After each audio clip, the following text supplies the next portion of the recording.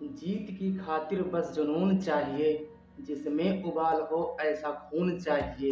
ये आसमां भी आ जाएगा जमीन पर, बस इरादों में जीत की गूंज चाहिए। इसी कोर्स के साथ मैं सिद्धार्थ मॉक टेस्ट ट्यूटोरियल के इस चैनल पर आप सभी लोगों का हार्दिक स्वागत करता हूँ। फ्रेंड्स, आप सभी लोगों के मन में बहुत सारे सवाल उठ रहे होंगे, जैसे कि आखिर अब ये हमें टीईटी के बारे में क्या बताने वाले हैं, या यह भी हो सकता है कि कैसे पढ़ाने वाले हैं, क्योंकि आपने थंबनेल में तो देख ही लिया होगा।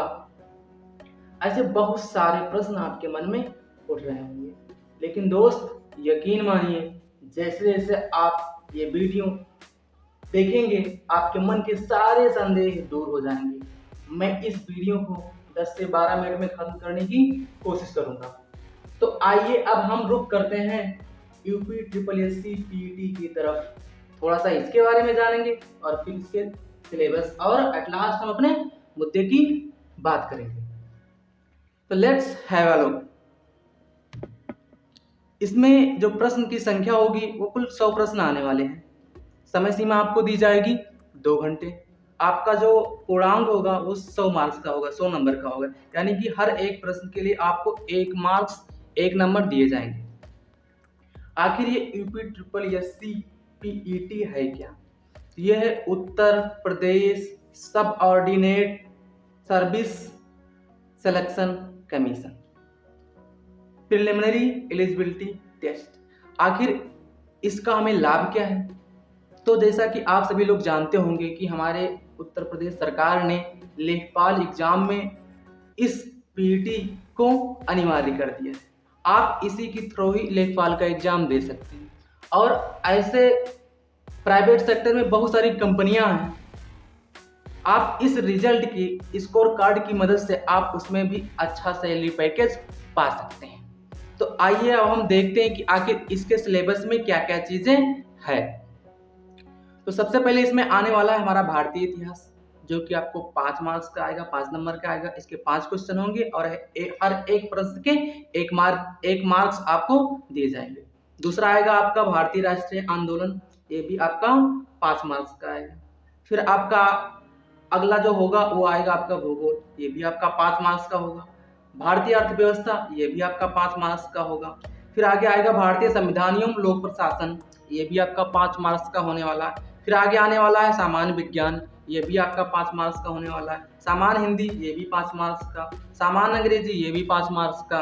और फिर आगे आने वाला है तर्क एवं शक्ति, ये भी 5 मार्क्स का। और सामायिकी मीन्स करंट अफेयर्स जो होता है, ये आपका आएगा 10 मार्क्स का। और आएगा सामान्य जागरूकता। सामान्य जागरूकता में क्या पूछा जाएगा? जैसे आपका करेंसी क्या हो गया, आपके स्टेट, ऐसे आपके फिर नृत्य हो गए, ऐसे बहुत सारे जो इस तरीके से क्वेश्चन जो स्टैटिक पोर्शन होता है, उससे आपके यहाँ पर 10 मार्क्स देखने को मिलेंगे। फिर आपका आगे आने वाला है अपठित हिंदी गद्यांश का विवेचन एवं विश्लेषण। आखिर ये कौन सी बला है? दोस्तों, आपने हाई स्कूल में पढ़ा होगा, जो गद्यांश आते थे, जिसके माध्यम से हमको उस गद्यांश को पढ़कर प्रश्नों के उत्तर देने होते थे। सेम सिचुएशन यहाँ पर भी है। यहाँ पर भी आपको 2 गद्यांश देखने को मिलेंगे। हर एक गद्यांश 5 मार्क्स का होगा। दो आपको मिलेंगे, हर एक 5 मार्क्स का होगा। तो इस तरीके से आप इस 10 नंबर आपको यहाँ से मिलेगा। तो इस तरीके से हमने क्या देखा कि 10 मार्क्स यहाँ से, 10 यहाँ से, 10 यहाँ से, 5 5 5 5 ऐसे करके ये आपका यहाँ से इतने सिलेबस से 75 मार्क्स कवर हो जाएगा। अब आखिर ये 25 मार्क्स कहाँ गए? 25 मार्क्स का आपके सिलेबस में आता है मैथमेटिक्स, गणित आता है, जो कि सभी बच्चों को अच्छी तरीके से पता ही नहीं है कि आखिर UP triple S C PET के सिलेबस में मैथ्स आता कितना है। क्योंकि यहाँ पर 2 चैप्टर ऐसे हैं जिनसे ऐसे प्रश्न आते हैं जिनके बारे में बहुत ही कम बच्चों को नॉलेज है। तो आइए अब हम मैथ के सिलेबस की तरफ रुख करते हैं और देखते हैं कि आखिर हमारे मैथ्स के सिलेबस में क्या क्या चीजें आने वाली है और मैथ के बारे में डिटेल समझते हैं। और दोस्तों, अगर आप देखना चाहते हैं इसका ब्रीफ नोटिफिकेशन, तो आप sarkariresult.com पर इसके वेबसाइट पर जाकर आप देख सकते हैं। क्योंकि अगर मैं पूरा सिलेबस बहुत अच्छे से डिस्कस करता तो सिलेबस डिस्कस करने में ही कम से कम 15 मिनट चले जाते। लेकिन मैं आप सभी लोगों का समय बर्बाद बिल्कुल भी नहीं करना चाहता हूँ। मैं चाहता हूँ कि सारी बातें हों वो काम की बातें हों। तो आप लोग अगर देखना चाहेंगे तो आप sarkariresult.com पर जाकर देख सकते हैं। अब आइए हम मैथ सिलेबस की बात करते हैं। तो मैथ सिलेबस में आपका आने वाला है मैथ्स 25 मार्क्स का। कैसे कैसे आने वाले हैं? सबसे पहले आपका आएगा प्रारंभिक गणित। प्रारंभिक गणित ये आपका 5 मार्क्स का आएगा। 5 मार्क्स में आपको पूर्ण संख्या, भिन्न तथा दशमलव, प्रतिशत, साधारण अंक गणितीय समीकरण, वर्ग और वर्गमूल, घातांक और घात और औसत, इस तरीके से कुछ प्रश्न आपको देखने को मिलने वाले हैं। तो आखिर हम इस सेक्शन की तैयारी हमें कैसे करना है या इन प्रश्नों को हमें कैसे सॉल्व करना है? तो सबसे पहले आइए हम देख लेते हैं कि आखिर ये प्रश्न इसमें किस तरीके से कैसे प्रश्न बनते हैं। सबसे पहले हम देखते हैं यहाँ पर लिखी हुई पूर्ण संख्या। पूर्ण संख्या मतलब क्या होता है कि जीरो सहित धनात्मक संख्याओं के समूह को हम पूर्ण संख्या कहते हैं।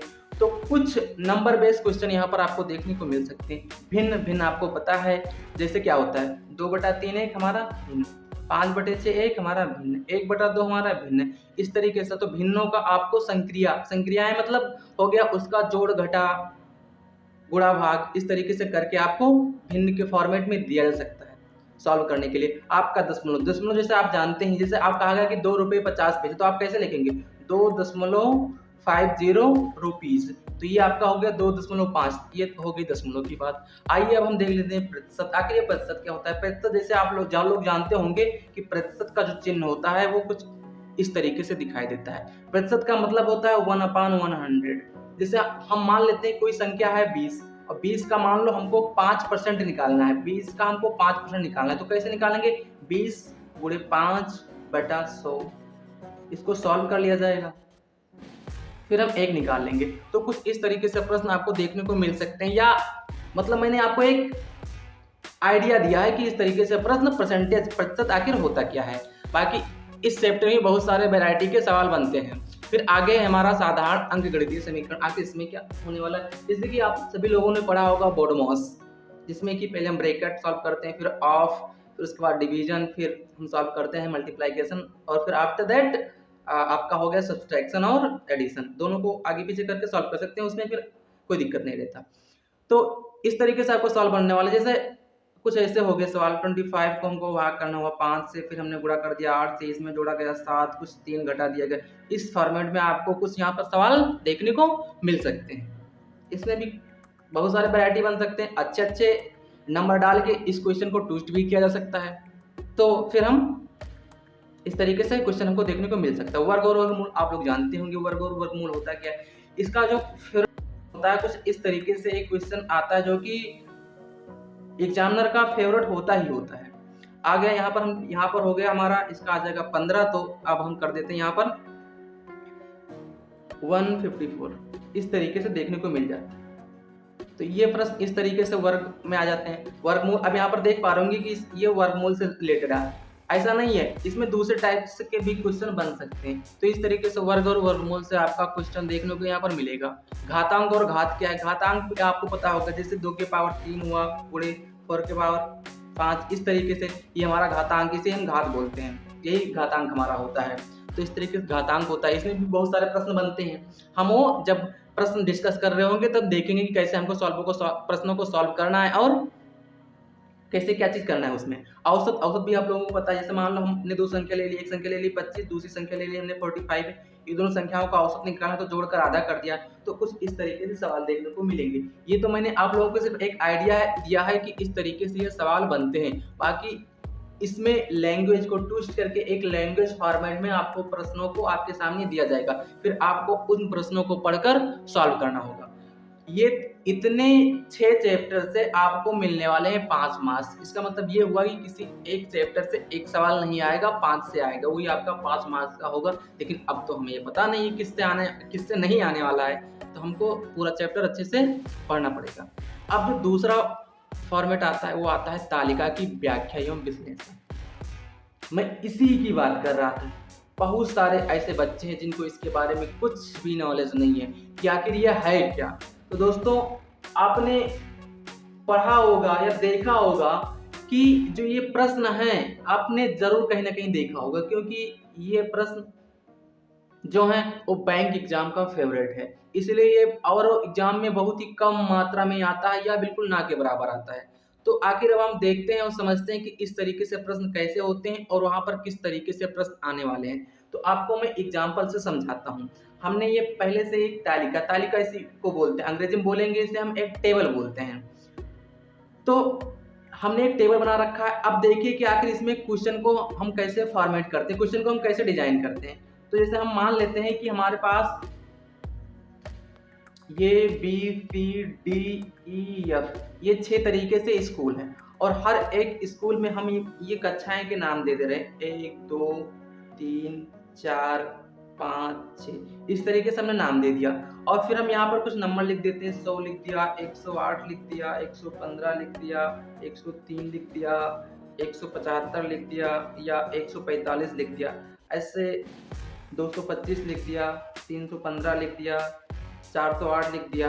अब इस तरीके से आपको पूरा ग्राफ आपका भरा होगा। तो आपको प्रश्नों को इसमें से सॉल्व कैसे करना है, जैसे उसमें आ जाएगा ये हमने क्या ले लिए ABCDEF स्कूल और उस स्कूल में 6 क्लास है, 1 2 3 4 5 6 और हर क्लास में कितने बच्चे हैं उसको यहाँ पर लिख दिया गया। तो जैसे कहा जाएगा कि स्कूल बी के कक्षा 2 में कितने विद्यार्थी हैं, तो हम बी सेक्शन में जाएंगे और फिर हम 2 में देखेंगे तो कहाँ इंटरसेक्ट कर रहा है 408 पर, तो 408 वो हमारा डेटा होगा। यानी बहुत सारे बच्चों को डेटा पिक करना ही नहीं आता, टेबल को देखना ही नहीं आता। जब हमको टेबल देखना ही नहीं आएगा तो अगर हमको बहुत कैलकुलेशन आता है, बहुत हमको मैथ्स आता है, तो हम कैसे सॉल्व कर पाएंगे चीज़ों को। जैसे हमें कहा गया कि स्कूल ये के कक्षा 4 के विद्यार्थियों की संख्या बताओ, तो स्कूल ये में गए फिर कक्षा 4 में गए, तो देखिए कितने विद्यार्थी हैं 103। तो इस तरीके से हमको वहां पर डेटा पिक करना होगा। तो ये हम सिर्फ एक आइडिया ले रहे हैं कि इस तरीके से प्रश्न वहां पर आने वाले हैं।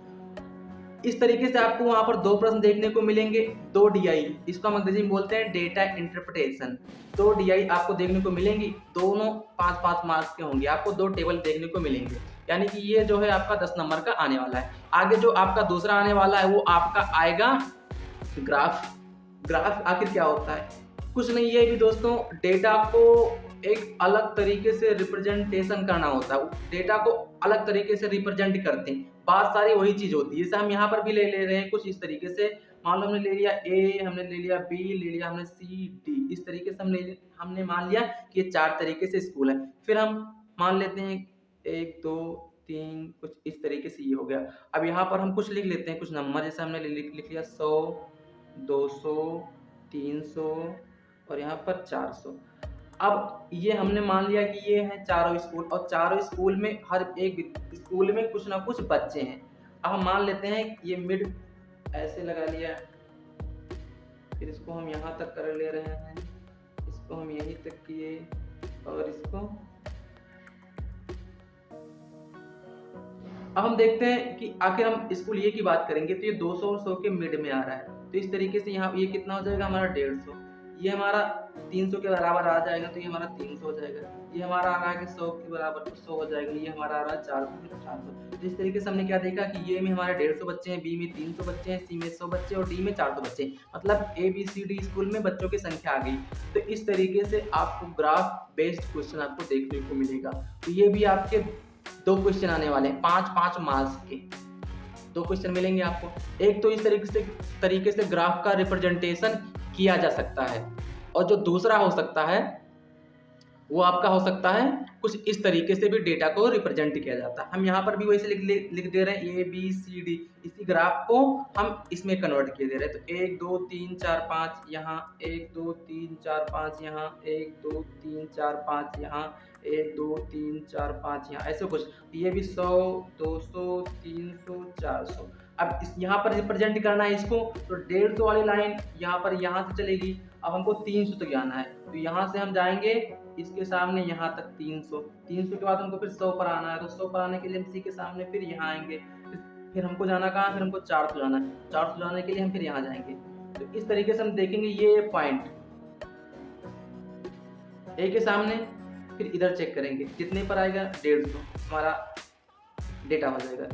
B के सामने इधर फिर चेक करेंगे 300 हो गया, C के ऊपर डेटा को मैच करेंगे, ये हमारा 100 हो गया, इस तरीके से ये 400। तो इस तरीके से ग्राफ का रिप्रेजेंटेशन कुछ आपको देखने को मिलने वाला है। तो दोस्तों इस तरीके से ये हमने देखा कि 25 मार्क्स के आपके सिलेबस में जो मैथ्स आएगा वो कुछ इस तरीके से आने वाला है। तो बच्चों को बहुत इस तालिका के बारे में या इस ग्राफ के बारे में बहुत ही कम ही नॉलेज है। तो आइए अब हम देखते हैं कि आखिर अब हमें करना क्या है, क्या क्या चीजें ऐसी हैं कि जो हमें सीखनी है और हमें करनी है। तो आइए अब हम अपने मुद्दे की बात कर लेते हैं। दोस्तों अब मैं करने क्या वाला हूं, मैं आप सभी लोगों के सामने डेस्कटॉप पर लाइव मॉक टेस्ट करके दिखाऊंगा, जिसके लिए मैं लगभग 12 से 14 मिनट, इतना मेरे लिए पर्याप्त है। इतने में मैं 25 प्रश्न आपको करके दिखाऊंगा। उसके बाद मैं इन 25 प्रश्न का आपको मैं फुल एक्सप्लेनेशन दूंगा, जिससे कि आप लोग देख पाएं कि कैसे प्रश्नों को अटेम्प्ट किया जाता है, कैसे अप्रोच किया जाता है, आखिर वो कौन से ऐसे गुण हैं जिनको सीख कर एग्जाम में कम समय में ज़्यादा आउटपुट निकाला जाता है। अगर आप इन सभी चीज़ों को सीख लेंगे तो आप जरूर ही एग्जाम में बेहतर कर पाएंगे। इसके लिए मैं आप सभी लोगों को 12 मॉक टेस्ट करवाने वाला हूं, जिसमें से 10 आपके होंगे न्यू सेट और 2 होंगे आपके प्रीवियस सेट, जो कि आप पिछले साल में आप देखे हैं कि पिछले साल में आ चुका है। और जो ये 2 सेट हैं, इन 2 सेट को हम अच्छे से करेंगे, जिससे हमको एक आइडिया लग जाएगा कि किस तरीके से प्रश्न आते हैं। तो दोस्तों इसी के साथ यही आपको जानकारी देनी थी। जितना हो सके आप अपने दोस्तों को शेयर करिए और लोगों को बताइए और लोगों को जोड़िए, जिससे हमारे वीडियो का लाभ उठा सके। और ऐसे ही वीडियो के लिए आप लोग सभी लोग बने रहिएगा, और जल्दी इस मॉक टेस्ट का वीडियो मैं आप लोगों के सामने प्रस्तुत करने वाला हूं, और जल्दी से ही आपको ये सारी चीज़ें दिखाई देने वाली हैं। दोस्तों मैं हर एक प्रश्न का जो बेस्ट अप्रोच होगा वो आपको करके दिखाऊंगा। जो उस प्रश्न में लगने वाला सबसे बेस्ट मेथड होगा मैं वो आप लोगों को बताऊंगा। तो दोस्तों आप सभी लोग इस सेशन को से सीख कर आप एग्जाम में अच्छे मार्क्स ला सकते हैं। मेरा क्लास जो होगा वो 30 मिनट से ज़्यादा बिल्कुल भी नहीं होगा, क्योंकि लगभग 15 मिनट जाएंगे स्टार्ट से मेरे को प्रश्न करने में, और 12-14-15 मिनट लग जाएंगे आपको समझाने में। तो इस तरीके से 30 मिनट लगेगा। 30 मिनट लगेगा, अगर हमको 12 सेशन करना है तो 6 घंटे में आप मैथ के मास्टर माइंड बन जाएंगे। आपको 25 में से 25 मार्क्स लाने से कोई रोक ही नहीं सकता। तो इस तरीके से आप UPSSC PET में 25 मार्क्स में से 25 नंबर गेन कर सकते हैं मैथमेटिक्स सेक्शन में। मैं आपको सिखाऊंगा मैथमेटिक्स नए अप्रोच और बेस्ट अप्रोच के साथ। आप सभी तब तक के लिए इंतजार करिए, और जल्दी हम आप लोगों से मिलेंगे और आप लोगों से मुलाकात करेंगे, और फिर मिलते हैं मॉक टेस्ट लाइव के साथ। और तब तक के लिए आप सभी लोगों को धन्यवाद।